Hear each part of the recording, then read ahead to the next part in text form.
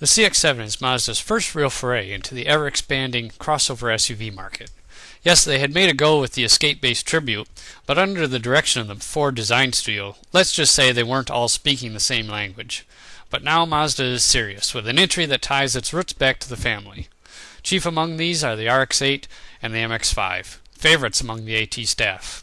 Editor Dye has sworn that an RX-8 will find home in his garage someday, and we've never yet turned an MX-5 down, and on more than one occasion found a way to tease out every ounce of handling prowess it could muster.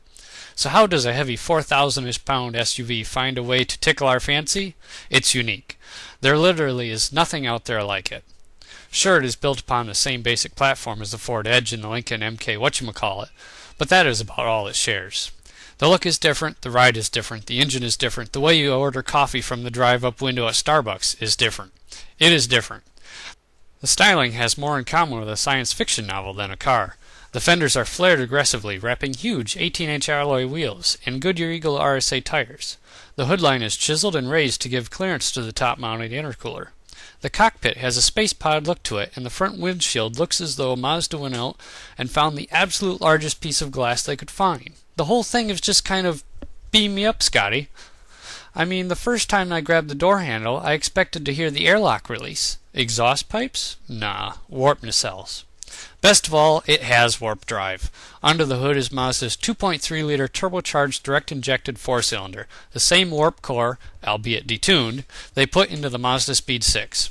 While it may only have 244 horsepower and 258 pound-feet of torque, down from the Speed 6's 274 horsepower and 280 pound-feet of torque, it doesn't take a math major to realize that it is still producing more than the benchmark 100 horsepower per liter of displacement.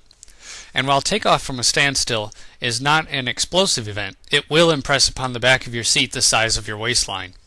The run to 60 miles per hour took 8.4 seconds, and a complete stop came 124 feet later. Not bad for a space pod.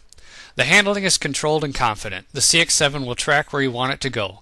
Underneath all that aggressive bodywork is the suspension of a sports car. A Speed 6 was sacrificed for the purpose of keeping this rig on the road. The CX-7 will never carve a corner like an MX-5, but the travel will be brisk. The drive is not all peaches, however. The engine loves to rev, at least to 6,000 RPM, a wonderful thing for that darty backroad affair on your commute home.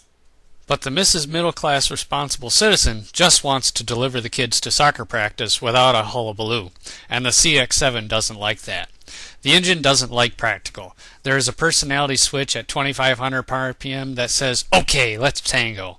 Oh, and that same suspension that keeps the shiny side up during your little bout with midlife crisis makes for a stiff-legged ride to grandmother's house on anything but perfect pavement. The driver's seat is a captain's chair. The cockpit has an airy feel to it, due largely to the tall greenhouse, sunroof, and ridiculously large windshield that is raked to 66 degrees. Entry and ignition is entirely keyless. It is like the car recognizes who you are. All I need now is Majel Barrett's voice saying to me, "Good morning, Captain Muxlow," as I head out to work.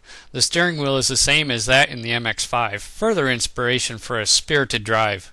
The shifter to the 6-speed automatic is, well, an automatic. Yes, there is a manual selection mode, which does obey your commands, but there is always a but with these things. It's slow. Why didn't Mazda include the paddle shifters? We still wonder.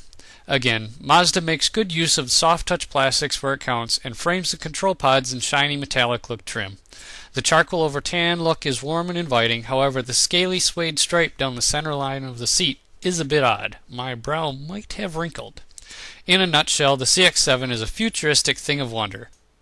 If you must drive an SUV but want to retain a hint of real sportiness on a budget, then the CX-7 is worth a look. Ours rang the register at $32,005. Best of all, it is fresh. Maybe a bit over the top, but fresh. It is invigorating to see a Ford subsidiary willing to put itself on the line with styling. That's all we've got for right now. Keep reading everything automotive at automotivetrends.com. Good night, and God bless.